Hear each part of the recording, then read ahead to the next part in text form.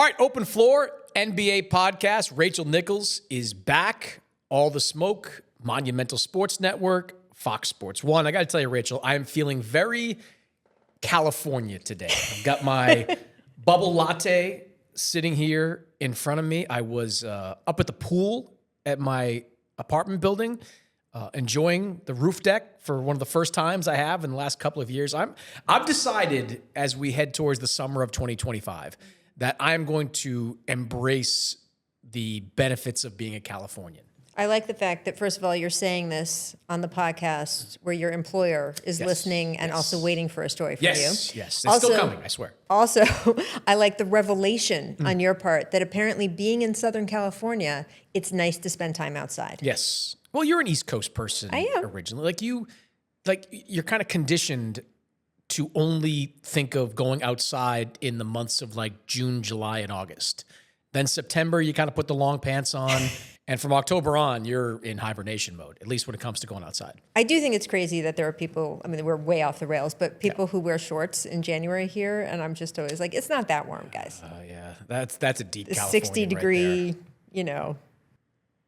thing. That's a lot. A lot. All right, a lot I want to get to on the show. But I'm glad we've heard about your pants. Thank you. We're all in on that.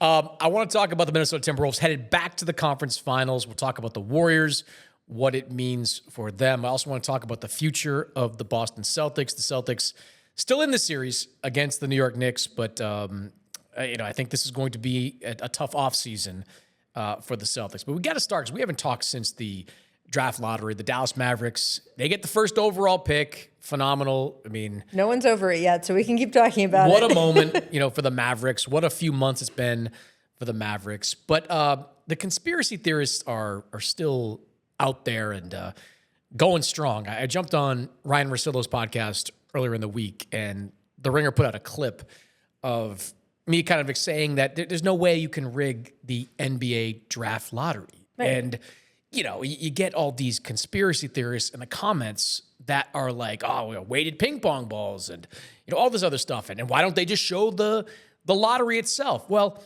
they do show the draft lottery. It is taped and posted within seconds of the TV version of the lottery that is shown. The only reason they don't do it that way publicly in real time is because it is boring as hell. It is bad TV to have a bunch of people in a room with giant boards on easels reading and trying to figure out the way the NBA does it with the envelope. There's drama to it. You take commercial breaks. There's all sorts of stuff you can do there. That's the reason why they do it. I mean, I've been getting a lot of weighted ping pong ball stuff, even though it's right there in the explanation that Smart Play, which is the company that runs the machine, actually weights and measures the balls before they even go in. You've got to be a deep in the weeds conspiracy theorist to believe that the NBA is A, rigging the draft lottery, and B, rigging it for the Dallas Mavericks as some kind of thank you for trading Luka Doncic to the Los Angeles Lakers. Which, by the way, I mean, I'm going to get further in the weeds and tell you it's actually not good for the NBA when big stars go to the Lakers. Because LeBron James, for example, was a TV ratings universe of his own. Anytime LeBron James would play a game in Cleveland, not a market that normally draws national television, those ratings would go up. And the Lakers ratings are already up. So Lakers games draw no matter what. So the idea that LeBron going to the Lakers was, wow, the league really wanted that. No, actually, I mean, if you're just talking about ratings, the league did not. Luka going from the Mavericks to the Lakers was not necessarily a great TV thing. So that's the first thing about the conspiracy of the league would want the more big picture thing to then reward the Mavericks for. You've been in the room a couple times, more than that probably, and close to 10, I think. Zach Lowe and I are neck and neck for the most times. Right. I've hosted the lottery a few times. Look, I think maybe just because of all this talk, instead of doing the analysis where you're showing people at the desk, right, which is the first, 10 minutes of the lottery or something, is guys just talking, maybe you start to talk over people with ping pong balls, drawing them out. But I'm just not sure that would make a difference, too, if your thing is I'm weighted. And the way they do it in the room is they do the number one pick first. Yes, and that's the problem with not doing that in real time. It's impossible to do it in reverse that way. Right, exactly. So that all being aside, I think we're in a time of conspiracy theorists, sort of more than ever I remember in my lifetime. And yes, I understand. 1985, frozen envelope, Patrick Ewing. There were plenty of conspiracy theories then, but there wasn't this echo chamber where everybody had an opinion. Everybody, even on talk about The Ringer. I listen to a lot of The Ringer podcasts, great organization. There have been people on their basketball podcasts saying it's rigged. And these are authoritative sources. So I get it. However, it is not rigged. The reality, I think, that is more important is twofold. What did the Dallas Mavericks do with this pick? And also, no, it's not rigged, but is it wrong? Is it wrong the way we do the lottery now? I wanted to ask you about the Mavs thing first before we get into fixing the entire league. So, look. That's what we're here for, to fix the league. Right. The Luka trade was a mistake. Yes. I don't think there's anyone in their right mind who doesn't think that. And what I mean is you got back too little for him. I would never have traded him in the first place. He is beloved by the city. He is a generational superstar. I think he is on track to win at least one title, maybe more. I wouldn't have done the deal. But if you're at least going to do the deal, you had to get more back. So from the moment they made that trade, they were at a competitive disadvantage, in my opinion. There were little corners of the NBA that said, look, they should admit they were wrong and turn around and trade Anthony Davis because he's never going to have more value than he has right now. They're just going to need to start over anyway, especially once Kyrie got hurt, that sort of thing. Those little corners of the league have gotten louder. I've had people from front offices texting me saying, if they were really smart, they'd trade Anthony Davis now because Kyrie Irving is not going to either play at all next year or for a large part of the year. Anthony Davis is not on Cooper Flagg's timeline, right? And if the idea is you could trade Anthony Davis and get back a bunch of picks from a bunch of teams, maybe across the league, so you're not like hedging your bet on anyone losing or winning, and, find someone who's got a stockpile from a bunch of other teams who wants to win now and make a trade for picks largely. Interesting. Now, that would be admitting you screwed up the Luka Doncic trade. Do you think, A, it's a good idea, or B, they would ever do it? I'll start with B, and I think B is no. I don't think Nico Harrison, after spending the last few months defending that position, could reverse it and say, okay, because circumstances have changed and we've got an opportunity to draft a transformational young 18-year-old talent like Cooper Flagg, that we're going to do it. So I don't think they can do that. I wouldn't do it either. Okay. And I'm basing that largely on my belief that I don't think Cooper Flagg is your typical 18-year-old. Okay. I think he's going to be ready to contribute to winning a lot earlier than maybe some other typical 18-year-old might be. I mean, look at his numbers from last year in big-time college basketball. 19 points per game, 48% from the field, something like that, 38% from three. Numbers that improved significantly as the season went on. There's going to be a learning curve for him. Yeah. No doubt about that. But on a team where he's not going to be asked to be the offensive hub every single night, I think he has a chance to, by the second half of this season, to look like a 3 or 4 year veteran with first round, number one overall pick type of talent. And I think if you're the Mavericks, as much as you're focused on the very short term winning this year, I think there's part of you that has to be looking at that, 26, 27 season. Because that's when you get... You have to. Kyrie's not going to be there most of next season. Right. I mean, the ACL... It's not an Achilles, I know. Yeah, All-Star break, I think, is reasonable for Kyrie. But even then, there's going to be... he's going to need time to bounce all the way back. And in the Western Conference, it's too much to ask. But you get to 26, 27, Cooper Flagg in year 2. Yep. Year in the gym. He is, and I've talked to a lot of people about him, he is one of the smartest young players to come into the league. Like the way his mind works, people around him, coaches, people that just work with him, he's gonna improve rapidly. So you get to 26, 27, year 2 Cooper Flagg, AD still at maybe 90% of what he is right now, Kyrie at maybe 80% of what he's been at his best, that's a team that could have a chance. Derek Lively's going to get a little bit better. Maybe they make some moves around the fringes. I mean, it's interesting to hear that. I had not heard much of that trade AD and kind of reboot this thing around Cooper Flag. I would assume that means let Kyrie walk. Kind of. Like, he's got 1 year left on this deal, which he could opt into. The assumption is that people I've talked to, the assumption is that he opts out, does a longer term deal. Sure. But that would be interesting. I just don't see how Nico could do it. I don't sorry about the whole Luka thing, but now we got this guy that is 7 years younger than Luka that we're now going to build around. Yeah. I also do think that we need to rethink the way the lottery works. Yes, you have an opinion on this. Go ahead. Yeah. So look, we rethought it just 6 years ago? Was it 2019 that they started to do the flattening of the lottery odds and all of that? Around then, they've been incrementally changed. Yeah. Right. Worst team doesn't necessarily get the best odds, that sort of thing. I understand that. Obviously, it was a reaction. Everything in this league is a reaction. It's a reaction to the Sixers, the process, and all of that. No one wanted that to happen again. I get it. And also, tanking is a terrible experience for fans. And nobody likes going through it. And it's bad for the overall product and all of that. I agree with that. However, you of all people who have been telling everyone the Suns need to trade Devin Booker and just tear it down and start again. There's no other way. They can't win with Devin Booker in the middle of this franchise, but they have no draft picks. They've got to just tear it down and start again. Be bad for a couple years. You keep bringing up Houston as the model for doing this, and then go from there. People are now saying with the Bucks, you included, trade Giannis, tear it down, start all over again. Those drum beats getting louder, Rachel. I understand. Those drum beats are getting louder. Again, I have always said if he wants to go, let him go. We are not going to get into this argument for a third week in a row because we're going to probably get it. I was going to say we're going to get into it next week. So a whole summer to do there's no problem with that.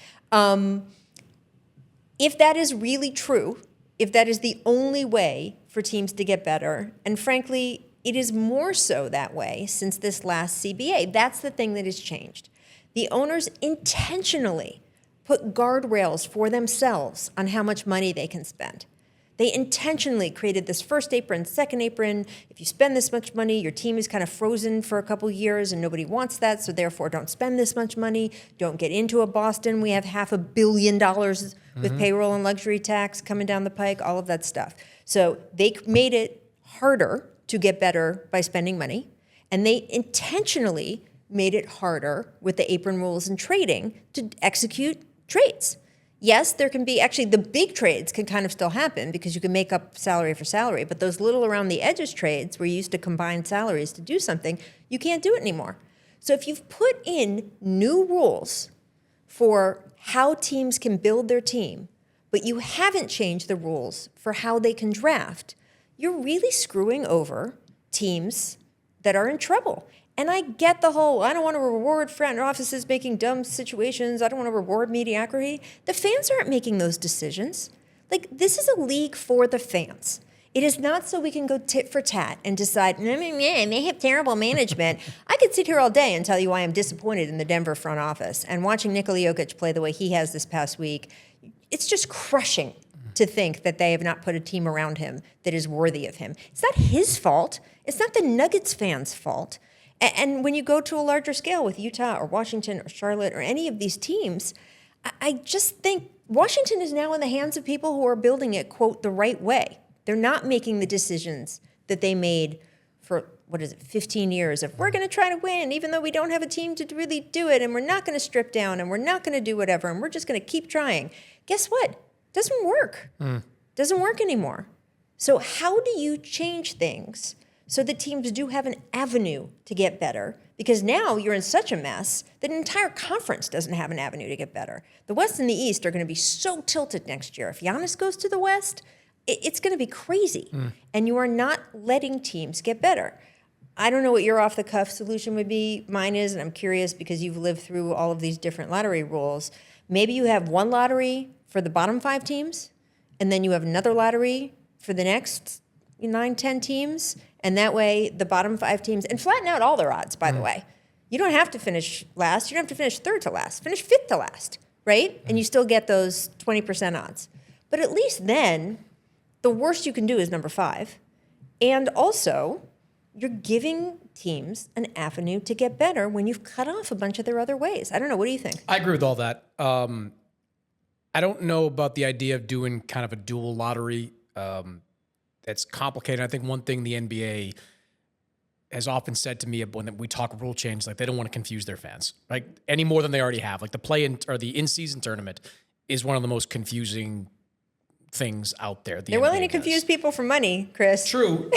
I think what the NBA has to accept is that they've gone as far as they can to curb tanking. Like they've done everything possible. They have created the play-in tournament. They've disincentivized it in pretty much every possible way. And they've done a good job. Like, end of the last couple of years, 22, 23 teams are vying for that 10 spot, roughly. More than a third, or 2/3 rather, of the league is going for it. I think the NBA just has to accept that even if they lowered the odds from 14% for the bottom 3 teams to like 10, teams are still going to go for that 10%.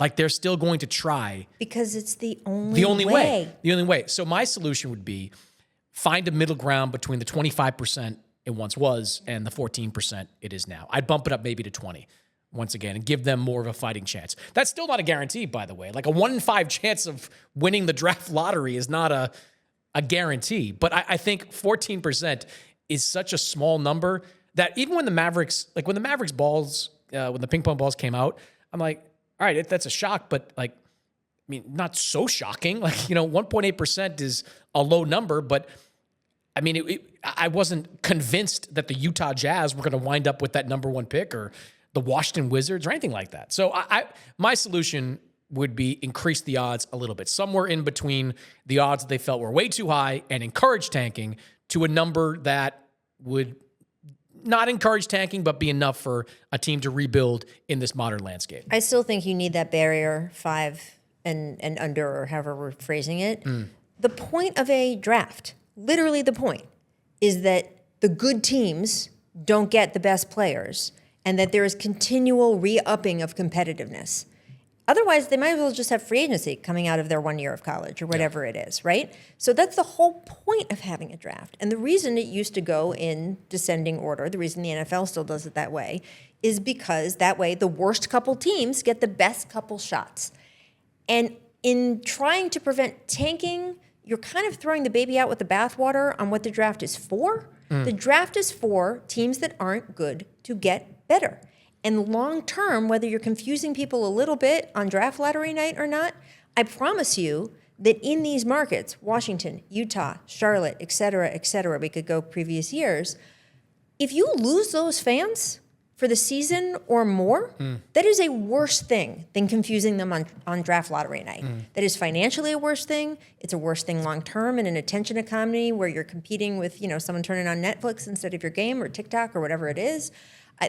They have to fix this. They've changed how else you can get better. They have to change this along with it.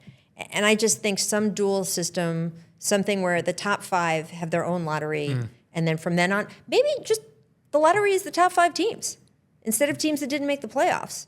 And that's your incentive, sort of. But I don't know. I feel like we're boxing these markets in. When they voted to flatten the lottery odds for the top 3, the one holdout was who? Oh, I don't even know who. It was like a 29-1 vote, and the holdout was Oklahoma City. That's not surprising. And Sam Bucking Presti. the trend. Well, Sam not just Presti. that, but Sam Presti's argument was we can't get free agents in Oklahoma City. Yeah. So you've got to give Utah's us. not going to get a free agent either. Washington's not getting free agents. There's probably a third of the league that is Charlotte's not not getting free agents. Like you've got to give us a way to get better.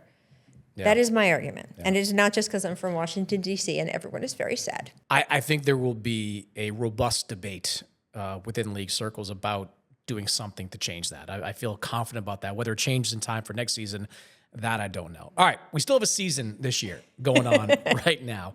And I want to talk a little bit about the Minnesota Timberwolves. They close out the Golden State Warriors this week, 4-1. They're headed back to the conference finals for the 2nd straight year, which is a pretty remarkable accomplishment, given the changes that they underwent in the offseason, changes that were attributed to by many people, myself included, as being more about money than making the team better. But here they are, right back where they were at this time last season. The question I have, is this a better version of the Minnesota Timberwolves than the one we saw last year? It's a better version of the Minnesota Timberwolves from the regular season. They were a mess at the end of games in the regular season. If you look at their clutch numbers, last 5 minutes within 5, they were atrocious. Now they're winning these important playoff games in the fourth quarter. So just that alone.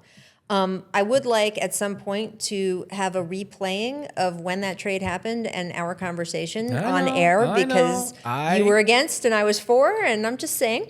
I stand by that to a degree, but you finish. I've made plenty of calls that are the reverse, trust me. I think they're definitely a better team. I mean, that's how experience works, right? That's why we say in the NBA over and over, you got to get there once, and that's kind of your year to figure it out. And then you got to go, to really move forward, you've got to go the second time and all of that stuff. And look, Anthony Edwards is better. He's definitely been more disciplined in this playoffs than we saw last year. His conditioning seems better. He kind of ran out of gas at times at the end of that conference finals against Dallas. We haven't gotten to that point yet, but he just looks overall in better condition. And they've made some alterations to their team. Julius Randle, which was my sort of big thing at the beginning of the year, has been huge for them. Huge. And I just think he is able to do things for them in their structure that Karl Anthony Towns didn't, and also sort of didn't clog things up with Rudy Gobert the way Cat did. And by the way, it was a good trade for New York, too.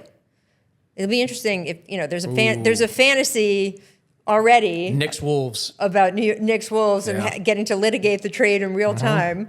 I'm not sure that's going to happen. As a John Krasinski specialty right there. Right? Long form athletic story.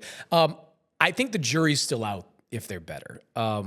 Really? How come? Because they've caught some breaks in this playoffs. Amen. Right?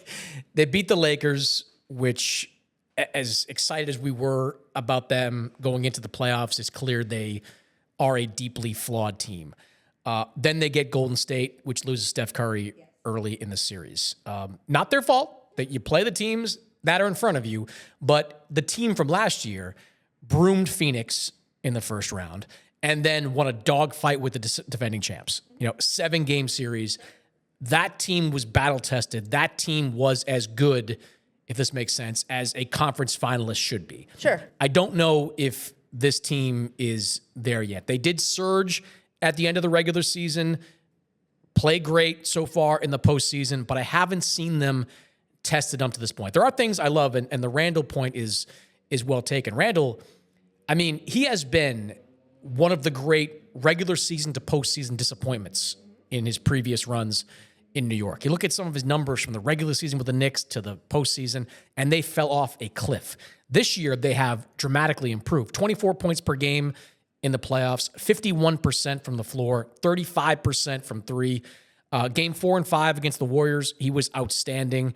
Dante DiVincenzo has ebbed and flowed a little bit, but he shot 45% from three for the team after the All-Star break, and he had a pretty good Game 5, got into a rhythm in Game 4 and 5 from three for the Timberwolves. So they've got that. But Jaden McDaniels is kind of the same guy, maybe a little bit better. Nas didn't win sixth man, but he had the same kind of numbers. Rudy's Rudy. Mike Conley's Mike Conley. Mike Conley's going to get 20 years in the NBA. Remarkably, he's going to be like a starter for 20 years in this league. I think this conference finals. But Ant is better. Ant is better, but he hasn't had a great postseason overall. He's had some moments, but they didn't advance past the Lakers because of Anthony Edwards. He played well in Game 5 for this team, so he's still working his way back in. Look, I just think this is the series we find out if they're better. Against Dallas last year, Cat ran out of gas and was outclassed by a veteran team in that series. Anthony Edwards, as you mentioned, ran out of gas in that series. They're going to get a formidable team, whoever they go up against. Oklahoma City, Denver. I think that's where we find out what they're made of. Honestly, obviously the rest factor is going to be huge. Yeah, if this Denver Thunder series goes to 7, which it certainly looks like there's a very good possibility of that. It may be that especially if it's the Nuggets, who just, how much more can you ask Nikola Jokic to do? He's got to be the most exhausted human on the planet. They might be able to catch Denver in a way because Denver has no depth, because they will have just played grueling series. Michael Porter Jr. with an ace wrap, or he's got an egg on his shoulder. I talked to him after he got injured, and he was saying he literally couldn't lift his arm above his head. I mean, that's how he's playing. So it's possible they catch Denver exhausted and depleted, and they advance to the finals, and everyone will say, oh, they're better than last year. I actually think either Denver or the Thunder would just be, if we didn't take rest or injuries into account, I would pick them over the Wolves, even though I think they're better. I just don't think that the Wolves have an MVP on their team. You're talking about two teams that have either of these guys could win this year, and either of these guys could win in any year. And who's the best player in the series is often the determining factor. And they don't have anyone close, right? Anthony Edwards may one day be an MVP, absolutely. But he's not there yet, obviously. So he'll be playing a team. They'll be playing a team with either the best player on the planet, Nikola Jokic, or the presumptive MVP, Shai Gilgeous-Alexander. With waves of defenders to throw at absolutely. So I just, I'm not sure how far they advance is going to be a marker if they're better. I would say to your point about, they haven't really faced much competition. The Boston Celtics didn't face much competition, and yet obviously won a title when they hadn't previously in the previous few years. So last year, clearly it's not just because you haven't faced competition doesn't mean that you might not be better. But I'm not sure they're going to win the next round regardless. I do have to just ask you, because you mentioned DiVincenzo. Have you seen the AT&T commercial? Oh, yeah. Love it. It's so good. Love it. How to stay in touch with your college friends. Love it. Love it. That was a Super Bowl commercial right initially. And I'm not sure I caught it at the Super Bowl, but obviously that was one of those phenomenal. It's obviously been running all playoffs, and I laugh every time. It's and those great. guys are so good AT&T's every be time. They're rooting for a Wolves next. Oh God, yes. Like just run that in a loop and pay him to read. I can't pay him to redo it now, but like just get him. I mean, that's just phenomenal. Yeah, that's a good one. I mean, I knew what the Wolves were last year because they beat Denver. Sure. And Denver was still Denver at that point. Amen. Beating the Lakers, beating a banged up Warriors team, we'll see. I think this series will be an interesting test for them. Let's talk about those Warriors. Yeah. Tough ending for them to go out like that. They looked fantastic in the aftermath of Jimmy Butler trade. Steph Curry comes up with that hamstring injury early in the series, and that's all she wrote. The question now is what's next for Golden State. I look at the Warriors, Rachel, and I still see a team that can keep its window open here, right? Like there's age is a factor. Steph's 37, Draymond's 35, Jimmy Butler's going to be 36 at the start of next season.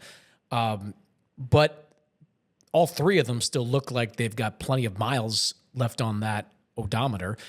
They've got to make some changes. Jonathan Kuminga, I think, is the most notable there. I think they've got to decide whether Kuminga can be brought back and be part of this team, or he's going to be a restricted free agent this summer. Do they organize some kind of sign and trade to get back pieces that make more sense opposite Steph, Jimmy, and Draymond? Where do you stand on the Warriors? Do you see the window still being open for 1 year, 2 years? What gets them into that championship mix next season? I mean, I will back a Steph Curry team until he's 40 plus. I'm not kidding. I mean, that game, obviously the running and cutting aspect of his game may fade as he gets older, although there haven't been any signs of it at all.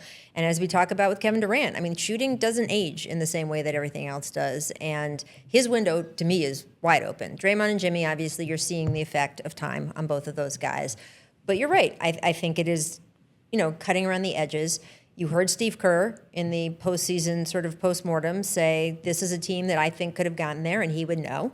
And that it was very clear the Warriors were just trying to get to Game 6 because Steph, it really sounds like, was going to be able to get back for Game 6, and they thought then they could win, to your point about the Wolves not being as tough as they have looked. Mm-hmm. And honestly, that Game 3, when Jimmy Butler had that amazing game, that's the game that if they had won that game, this would be a very different conversation. Mm-hmm. And it's a shame that didn't happen. I think the silver lining of the Steph Curry injury, and obviously just with Jason Tatum injury, like it just sucks to even talk about a silver lining because injuries are brutal. The silver lining was Jonathan Kuminga got back in everyone's good graces and kind of showed that the problem wasn't that he couldn't play with Steph or he couldn't play with Jimmy. It's that he can't really play with Steph and Jimmy. Can I just read the numbers there real quick? His numbers with Jimmy and I'll just say Jimmy and Draymond on the court together. That's the two big ones that he struggled with. Minus 28.2 per 100 possessions.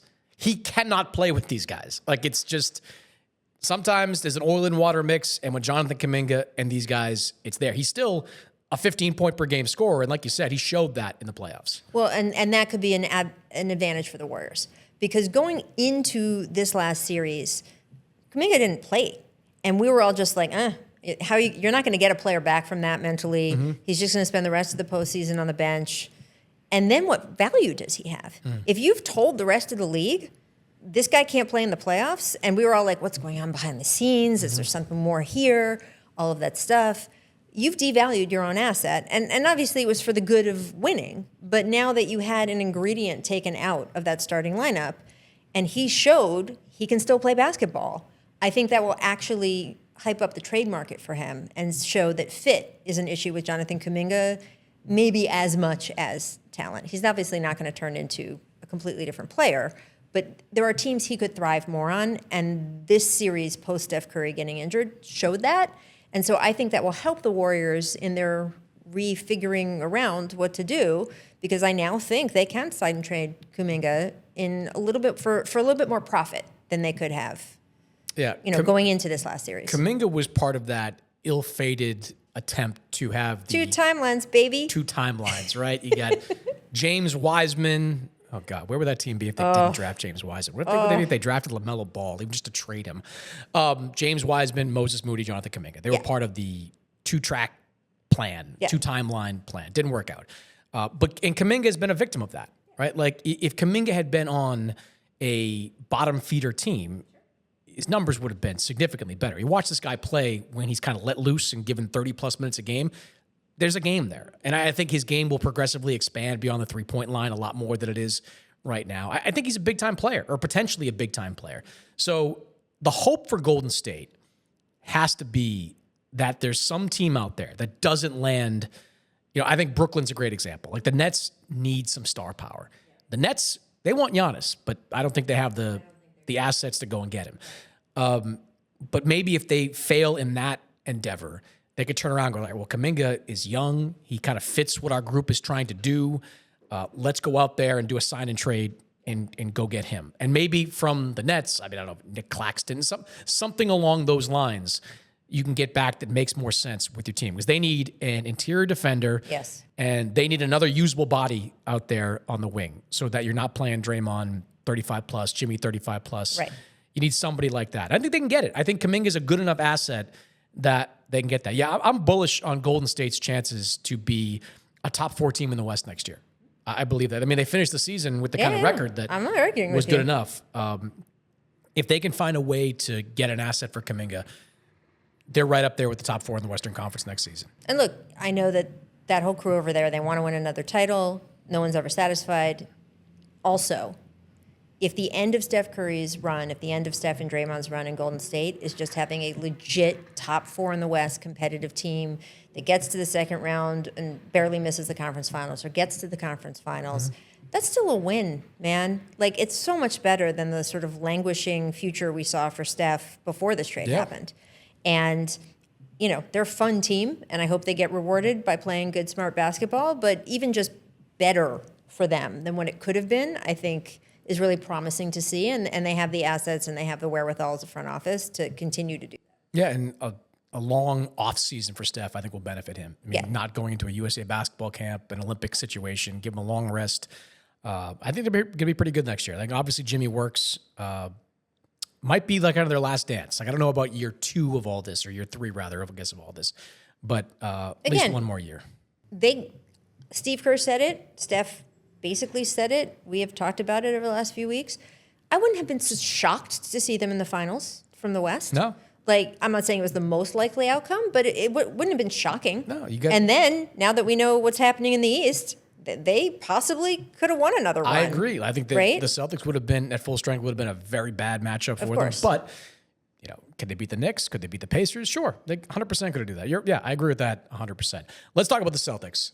And not to, kind of pour dirt on their grave right now, but they're down 3-2 going into Friday's game against the Knicks. And tremendous performance in Game 5. The Luke Cornett channeling Bill Russell game, like wild to see Luke Cornett go up there. And what do you have, 7-8 blocks to finish that game? Great win in the aftermath of the Jason Tatum injury, but I don't think it's going to go their way in the rest of this series. So the question then becomes for Boston, what are the ramifications of a Jason Tatum injury? Because going into this summer, you had to anticipate there were going to be some changes regardless, right? Like, if they had won another championship, would that have justified bringing this entire team back? Maybe you kind of bite down and say, all right, we'll do it one more time. Fine, we'll pay the tax penalty. Maybe that would have meant Sam Hauser gets traded so Baylor Shireman could get his minutes, whatever. But now that they're likely going to be without Jason Tatum for all of next season. I mean, I saw some of the 8-9 month. I think it's on the long. That's a conservative number to me. Like, I think next season is probably a lost cause for Jason Tatum. And by the way, they should be. I mean, Kevin Durant was careful on purpose. Yes, right. There was some chatter at the end of his recovery year of like, oh, could he have come back for the playoffs or whatever? It's insane. Don't mess with it. No, because like let's say 9 months. That puts a guy like Tatum back in March.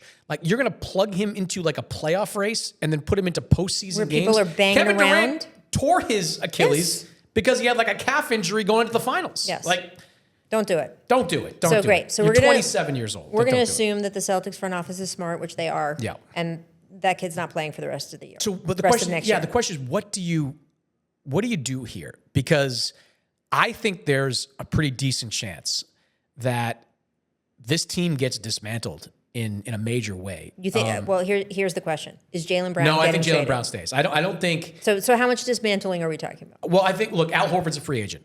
I think had Tatum been healthy, it would have made sense to do a deal with Al Horford for 1 year and an option, whatever. Yeah. But do you bring Al Horford back at almost age 39 onto a team that's not going to win a championship next year? Look, Al Horford's a great player, but even if you sign him to a $10 million per year deal, because of the tax penalties, right, it costs like 80. Like it's a huge number. Drew Holiday, still a guy that can be a starter on a championship-driven team. 3 years left on his contract. Do you try to find a taker for him? I think, 2 or more rotation players in the top 7 could be gone from the Celtics next year, and they could use next year as kind of a gap year. Could be a great individual year for Jaylen Brown. Yeah. He could wind up all-NBA first team, which I think part of him, I'm sure he wants Tatum healthy and to win, but I think part of him would love that opportunity to be an alpha on that team. But I think you kind of punt. I think that's a possibility, I guess I would say, that you strip the team down to a degree, you punt on next season, and then in 26, 27, you bring Tatum back and you see what you can do with that group. Yeah, I mean, look, I always think back to the year David Robinson got hurt for the Spurs, and they went into a bit of a tank. I would say so. Got Tim Duncan in the next tanking works out for the Spurs. Lottery. Tanking works out real well for the Spurs. And there you go. They had David Robinson and Tim Duncan on the next year's team. The lottery has changed, as the draft has changed since then. As we just explained, tanking doesn't work in the same way anymore. And the Celtics just have too much talent on their team to really do that. So then you're not really looking at, okay, how do we tweak it for the draft? You're just basically looking at how do we tweak it as a holding pattern. I would not re-sign Al Horford. How much does Kristaps Porzingis have left on his? I got 1 year left. It's an expiring contract next year. Look. Not exactly covering himself in glory with whatever the hell's going on with him. Well, here's the problem. So they made the trade for him, and everyone was like, oh, man, this is an amazing fit. Look at what they do with him. And by the way, when he's healthy, he can be the difference maker for them. It's amazing to watch the way he fits with that team and what he can do for them. He set the tone in the finals last year. 100%. But a lot of us said at the time, he's not healthy very often. And it's obviously been physical, bones and tendons and ligaments up until now. I don't know what this virus is. You don't know what this virus is. The Celtics clearly do not know what this virus is. The last time they talked about it openly was a few months ago because now it's the playoffs and we don't talk about such things. But when they did talk about it openly, it was, we don't know. Yeah. And if you don't think Boston has some of the best doctors and epidemiologists in the country or in the world, maybe you're the best in that crazy, town. right? Yeah. So you're talking about one of the most advanced medical cities in the world, and nobody can figure out what is wrong with him. And maybe they will. Maybe if he just rests until next season, it's fine. But if he is on a deal that's expiring, you don't have Jason Tatum, you are talking about if you re-sign him, not only through the questionableness of this virus, but just let's say he gets through it, he's still a guy who is unavailable a chunk of his career. I mean, I wonder what the percentage is on that. I should have looked it up. But what percentage of games has he played versus not? I mean, a lot of problems with the Knicks that ended with that ACL tear. More ineffectiveness, I would say, in Dallas, though there were injuries. There were injuries. There were a lot of knick-knack injuries. Yeah. There were a lot of stuff. No, look, I think this is now the second postseason in a row where he has missed or been ineffective in a chunk of games. The Celtics were able to survive it last year because they had Jason Tatum and the best team in the Eastern Conference by a country mile. This year, not so much. Even before, look, they were going to lose game 4 regardless of the Tatum injury. Like, they were down. They were down 9 with 3 minutes to go. They were losing that game. 9 with 3. And by the way, I mean, look at Indiana. You never know who can come back and do what. I know. But in general, yes. They were losing that game. And that part of that was Chris Porzingis' fault for not being right, not getting right, not being healthy, not being able to go. I mean, he can't. It's not his fault. Well, it's right, just but his ineffectiveness is among the reasons this team is in the hole. His right health now. is part of the reason this team is in a hole. So, yeah, I mean, I don't know what the market would be for Porzingis given everything that we just said. I mean, when the Celtics acquired him, they quickly signed him to an extension. Like, I don't think any team that's acquiring him now is giving him an extension based on what we've seen the last couple of years. Right, but if you just acknowledge that next year is just going to be what it is, and you're going to finish... You're saying play out, like let Porzingis play out his contract, basically. Or trade him now, because even if his value is very low, it's something. Yeah. Get a couple second-round picks for him. Do whatever. Like, if you're not going to re-sign him at the end of the following year, which I'm just not sure. He's going to be older. You know, his health continues to be up and down. Even if he beats this virus, there's something to be said for as great as he was in helping you win that one title. That's all some players do for you. Won a championship with him. That's great. It's okay to move on after that. Yeah. And I would explore the market for him this summer because even if it's not much, it's going to be better than nothing at the end of next season. Yeah. I think you want to be careful when you get back in contracts. Like, you definitely don't want to take back anything longer. No. I think the goal for Boston, or what could be a goal for Boston, I don't want to say what they're going to do because maybe they do something completely different. But what could be a goal is to just create as much financial flexibility going into the summer of 2026 so that you can retool around Brown, a returning Tatum. Pritchard will still be there. I'd be reluctant to get rid of Drew Holiday. It's just the number. Like, I think I get all of that. His game is declining a little bit. I do. Right? I see He's still it. a great defensive player. Offensively, he's declining. And I think if you wait a year, his value might decline even further. I get all of that. Yeah. And that's why I said reluctant, not that I wouldn't do it. But he is such a glue guy. He is he's such a the do all perfect the little things guy. He's the championship guy. Like, you bring him in, he wins you a wins championship. you a title. But that's why, like, he could be incredibly valuable to Yes. Again, I'm not saying I wouldn't do it. How about Dallas? I would feel Dallas bad take Drew doing Holiday? it. You can do a deal. Dallas is going to be looking for a point guard to replace Kyrie for a while. I don't know what they can give you. I don't know what would really help with the Mavericks there. Take Derek Lively in Boston. Not going to give him up. Spurs trading that pick, by the way? No. No. I thought perhaps, but no, I don't think they're trading that pick. I think they draft Dylan Harper and stay young. Yeah, and I don't know though. You brought De'Aaron Fox in. Dylan Harper. I mean, I was in Chicago for the combine, and people rave about Dylan Harper. Oh, I he agree. is an absolute lock to go number 2. Are you kidding? Whoever, yeah, 100%. Yeah. If we had just gone on straight lottery, I know the Wizards front office would have been very happy. Yes, that's a franchise guy, a potential franchise guy. Can he play with Castle and Fox? I think the Spurs are willing to punt on that and figure it out later, and see what they can do with their assets. Or if you could get Giannis with the number 2 overall. And pick. on that note, we will end the show and tease that for the next time, because as Giannis turns will be a big part Exactly. of this podcast moving forward. Rachel, Absolutely. always appreciate it. See you soon.